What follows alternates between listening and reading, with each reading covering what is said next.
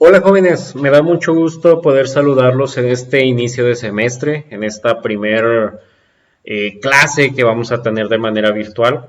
Una materia que se llama Estructura Socioeconómica de México y en el cual es importante el estudio del panorama económico y político que tiene nuestro país para poder entender los conflictos, las necesidades, las cosas buenas, las cosas malas que tiene nuestro país. Una materia, como se los dije de manera presencial en el bachillerato a algunos de ustedes y que quienes no tuvieron la oportunidad podrán entender que es una materia corta, de pocos temas.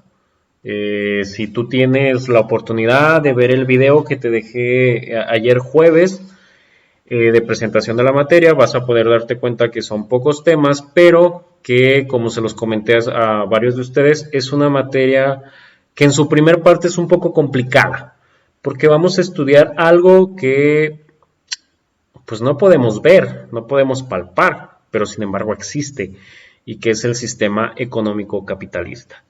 Voy a tratar de aterrizar algo que en ocasiones es algo abstracto, voy a tratar de aterrizarlo a algo concreto y tratar de explicarlo de una manera sencilla, clara, para que tú no batalles tanto.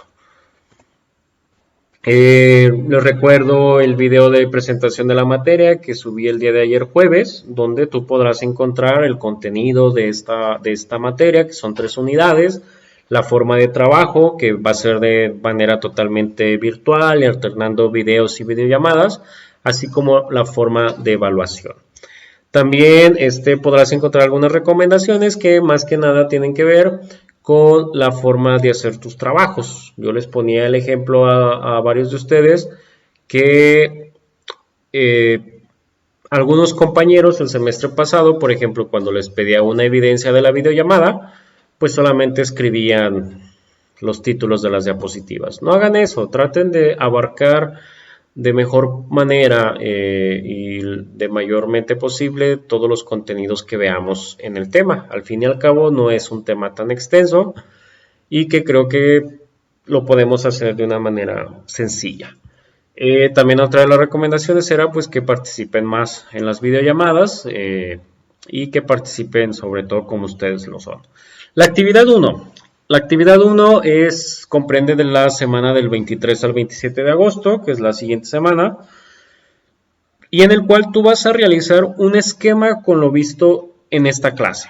La forma en cómo estructuré el contenido del día de hoy se presta mucho para hacer un esquema en el cual tú puedas relacionar inmediatamente las características que vamos a ver el día de hoy del sistema capitalista. La fecha de entrega es el jueves 26 de agosto a las 8 de la noche. Se termina el límite de la entrega. Trata de entregarlo un poquito antes para que no se vea afectada tu calificación. Sistema económico capitalista. Quiero iniciar este tema, un tema que insisto es un poco complejo, pero que voy a tratar de hacerlo lo más simple posible. Quiero empezar observando esta imagen. Esta imagen se publicó a finales del siglo XIX y en donde representan de una manera, dicen algunos de una manera a tipo sátira, ¿no? ¿Cómo es el capitalismo? ¿Cómo funciona el capitalismo, ¿no? A manera de una pirámide en el cual la base o la gente que sostiene esta pirámide son los obreros, son las personas que trabajan día a día, las personas que si lo trasladamos a nuestros días son esas personas que se levantan a las 5 o 6 de la mañana, tomen el autobús y se van a trabajar a la obra, a la industria, o que también se van a trabajar a algún negocio, qué sé yo. Esas personas que realizan ese tipo de trabajo son los que sostienen la pirámide. Y que en el siguiente nivel vamos a encontrar a los ricos, a esos ricos que tienen las empresas, a esos ricos que tienen los negocios que son los dueños de la ferretería donde trabajamos de empleados de mostrador, o de la tortillería, o de la señora, no sé, que tiene una papelería y que yo soy su empleado. Y después vamos a encontrar en el tercer nivel a esos personajes que defienden los intereses de los ricos. Esos personajes que también se convierten en una especie de guaruras, ¿no? Que vienen siendo el ejército y la policía. Generalmente cuando hay algún problema, la policía siempre va a estar de lado, y en muchas ocasiones eso es lamentable, del lado del dinero. Encima de ellos vamos a encontrar a las cuestiones religiosas, las cuestiones de leyes y también las cuestiones de impartición de justicia, ¿sí? O sea, estos personajes que en muchas ocasiones justifican, como lo hacían en la Edad Media, justifican los abusos de quienes tienen el poder. Y encima, en el nivel previo al más alto, encontramos a los gobiernos, a los reyes, a los presidentes e incluso a esos empresarios poderosos, ¿no? Un Carlos Slim, por ejemplo, en nuestro país, que es el hombre más rico de nuestro país, que es dueño de Telcel, de Telmex, o incluso un Ricardo Salinas Pliego, que es dueño de Banco Azteca, de Electra, de Salinas y Rocha, etcétera, ¿no? Esos empresarios que de verdad tienen dinero. Y en la cima de la pirámide está el capital o el dinero. Entonces, esta imagen es más como de reflexión, ¿no? Para poder ver cómo está estructurada esa pirámide y que en la base está la gente trabajadora. ¿Qué es el capitalismo? El capitalismo, de palabras muy sencillas o una definición muy sencilla, la podemos ver como un sistema socioeconómico que es imperante en Occidente. Entiéndase Occidente, la parte de Europa, la parte de América. En los últimos años se ha ido extendiendo a todo el mundo y que surge después de la caída del feudalismo medieval. Entonces estamos ubicados más o menos finales del siglo XVIII, más o menos por ahí, y que busca ser un sistema propio de sociedades industriales. Recordemos que el sistema feudal era un sistema de agricultura, un sistema agrario, y que al momento de que llega la revolución industrial nos convertimos en sociedades industriales. Y es a partir de este surgimiento de la revolución industrial donde surge este sistema socioeconómico. Tiene dos rasgos principales y que son los rasgos que le dan vida y que son los rasgos que definen tal cual lo que es el capitalismo. El primero de ellos es la propiedad privada de los medios de producción y el segundo es el libre ejercicio económico. Cuando hablamos de propiedad privada de los medios de producción nos referimos a las empresas, a esos personajes que tienen dinero, que tienen poder y que tienen la capacidad de invertir su capital para poder formar empresas y tener gente trabajando para ellos. Y cuando hablamos de libre ejercicio económico, te lo puse ahí en letras azules, nos referimos a la no intervención del Estado. Es decir, el Estado, el gobierno, permite que se den las relaciones económicas como cada quien quiera, sin necesidad de que el Estado regule los precios de algo. Por ejemplo, en estos días ha surgido la noticia de que el gobierno federal ya puso topes a los precios del gas LP. No sé si lo has visto en las noticias, que incluso los gaseros están amenazando, están amagando con llegar a paros nacionales. Anteriormente, hace 3 o 4 semanas, todavía los gaseros tenían la libertad de poner de manera libre el precio de los combustibles, ¿no? del tanque de gas LP que utilizamos en nuestras casas. Llegó a estar incluso en 600, 700 pesos un tanque de 30 kilos. El gobierno federal, para evitar que los gaseros abusaran en cuanto a los precios, ¿qué fue lo que hizo? Interviene para poner un tope a esos precios y que, por ejemplo, Gas Noel no diga, ¿sabes qué? Tú tienes el tope de llegar a los 700 pesos. No puedes vender el tanque de gas a 701 pesos. Tienes que estar por debajo del precio que yo gobierno estoy dando. Ese sería como que el mejor ejemplo actual sobre la no intervención del Estado o la intervención del Estado. Otro ejemplo es la gasolina. Anteriormente, antes del 2014, de que se promulgara la reforma energética del gobierno de Enrique Peña Nieto, todas las gasolineras que existían en todo el país tenían el mismo precio de gasolina, ¿sí? O sea, todas. Si tú ibas a Yucatán y comprabas un litro de gasolina, era el mismo precio que encontrabas en Aguascalientes o que encontrabas en Monterrey. Era el mismo precio. Con la reforma del 2014 se liberan los precios, el gobierno deja de intervenir en los precios y ahora si tú te fijas vas por una avenida y encuentras 5 gasolineras y las 5 gasolineras tienen competencia entre sí y cada quien pone su precio. Hay una gasolinera que maneja, no sé, la premium más barata o habrá otra que la gasolina magna es más barata, ¿no? Entonces, ahí es donde el Estado ya no interviene, hay un libre ejercicio económico. ¿Cuál es la siguiente característica? Bueno, que el nombre proviene realmente de la idea del capital. Y cuando hablamos del capital, nos referimos al dinero. O sea, que el capitalismo tiene como figura central, como rol central, al dinero. ¿Sí? Por eso se llama capitalismo, porque viene de la palabra capital, que es igual a tener dinero.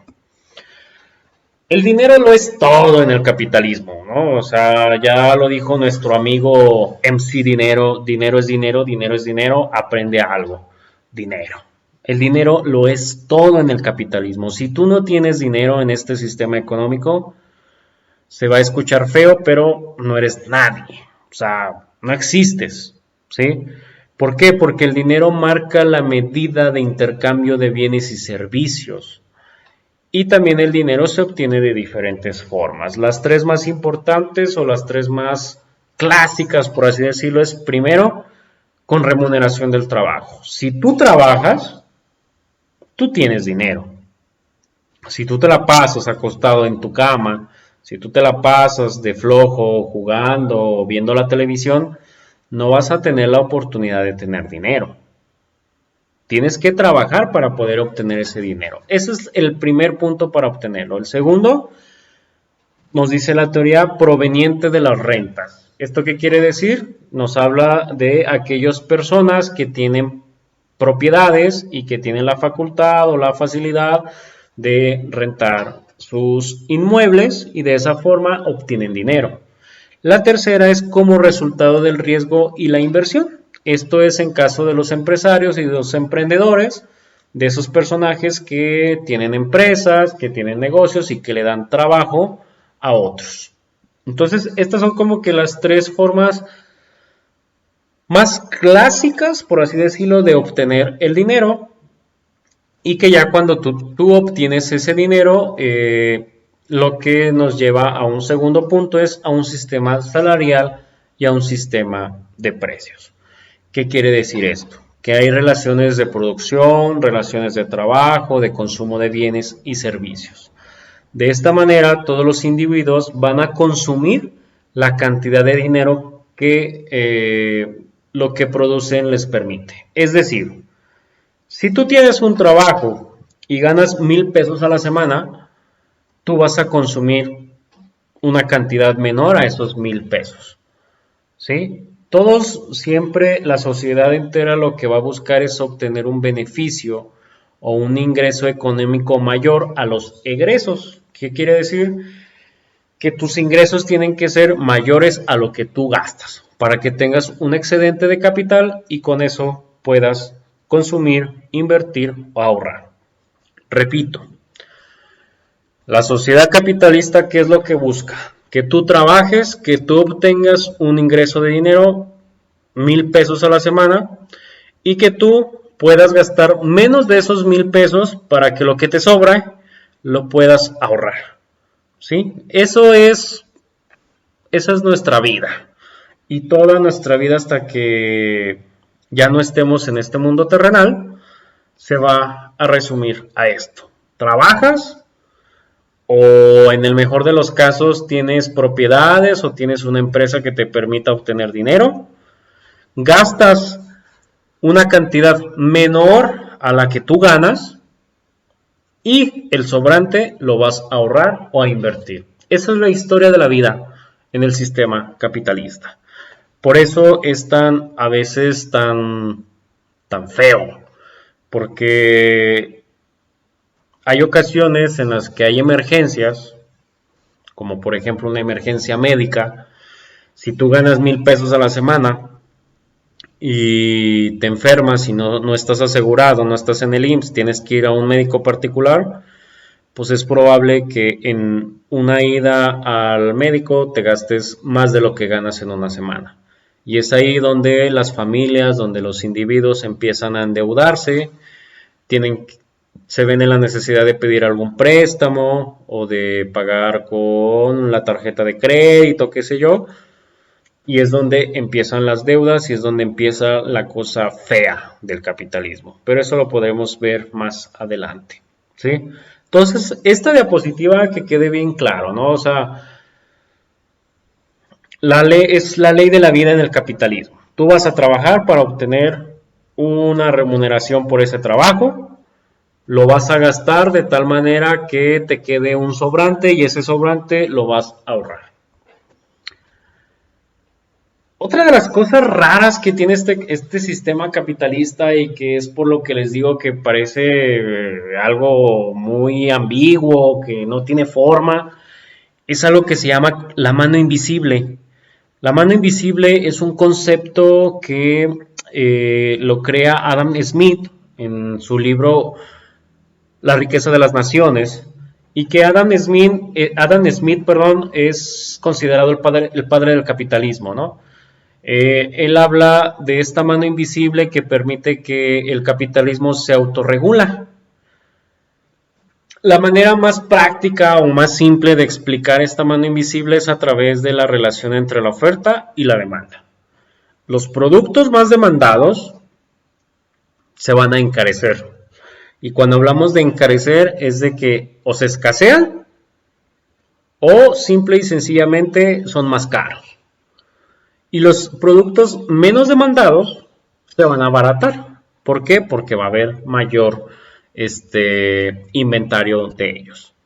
Y aquí es donde empieza también otra de las cosas que son como terribles del capitalismo.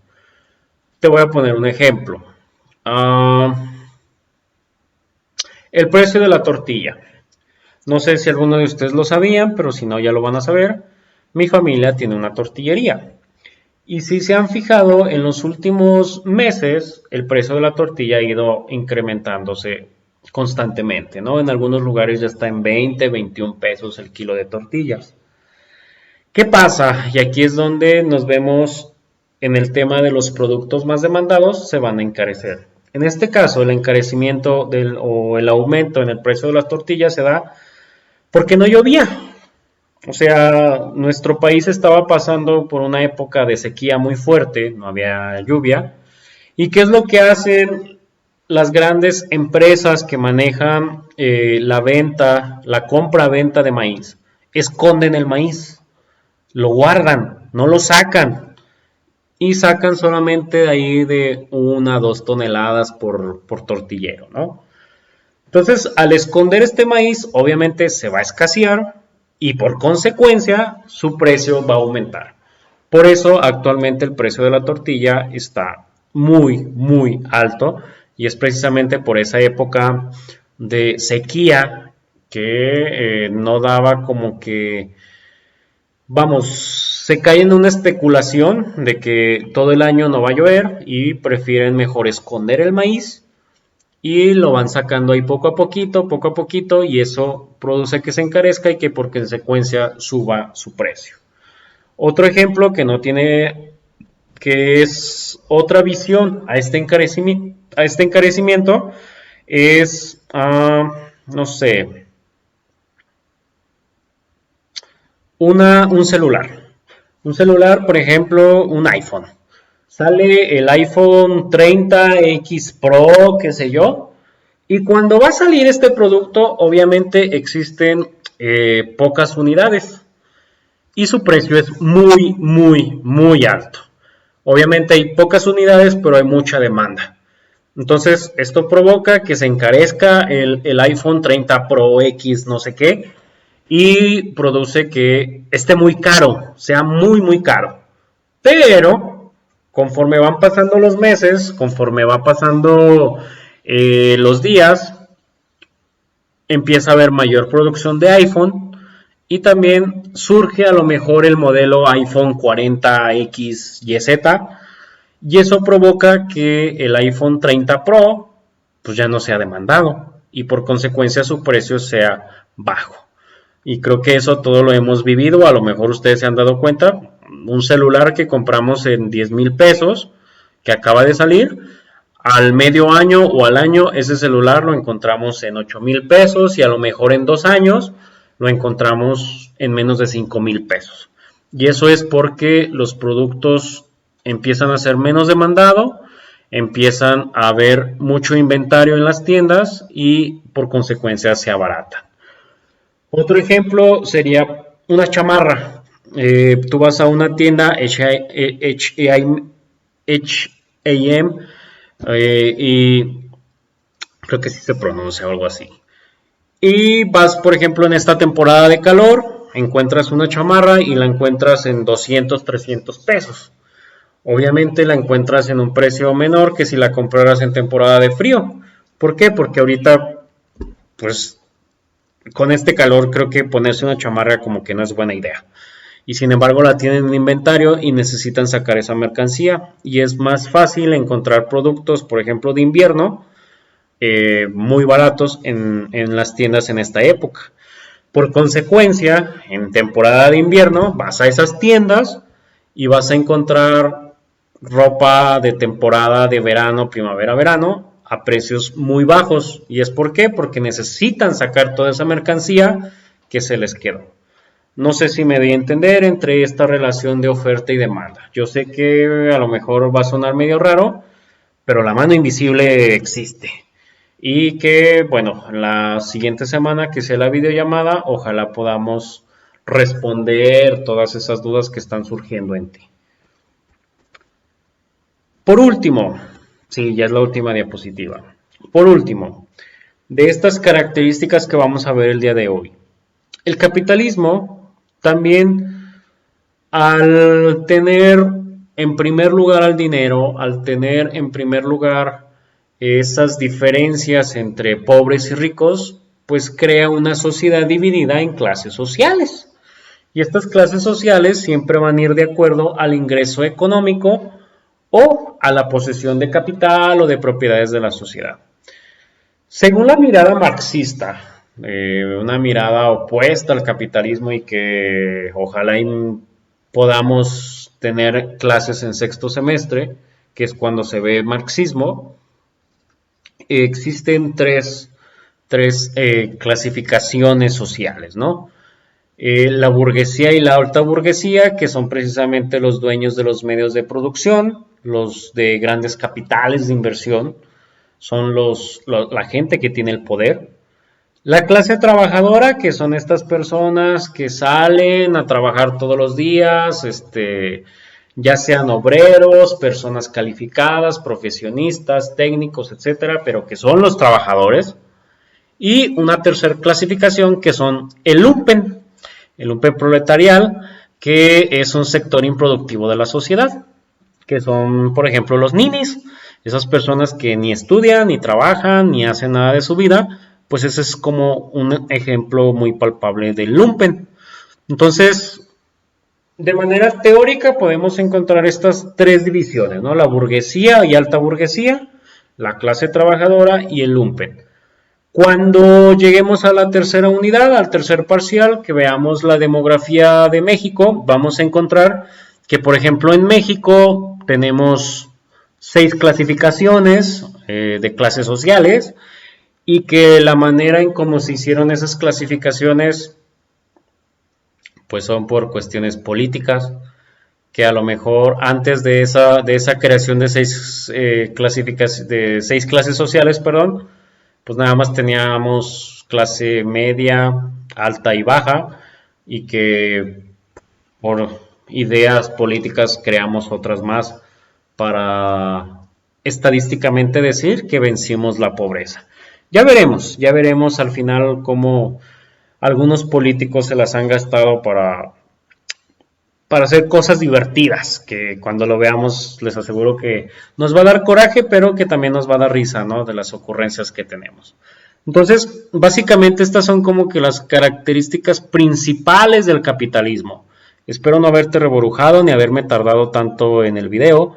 La próxima semana, que es videollamada, veremos un poco de los tipos de capitalismo, porque también hay clasificaciones dentro del capitalismo, y tendremos un espacio para responder esas dudas que te hayan surgido. También te recuerdo que puedes usar el WhatsApp, mándame un audio a la hora que veas este video si te surge alguna duda. Cuídate mucho, sigue cuidando mucho a tu familia.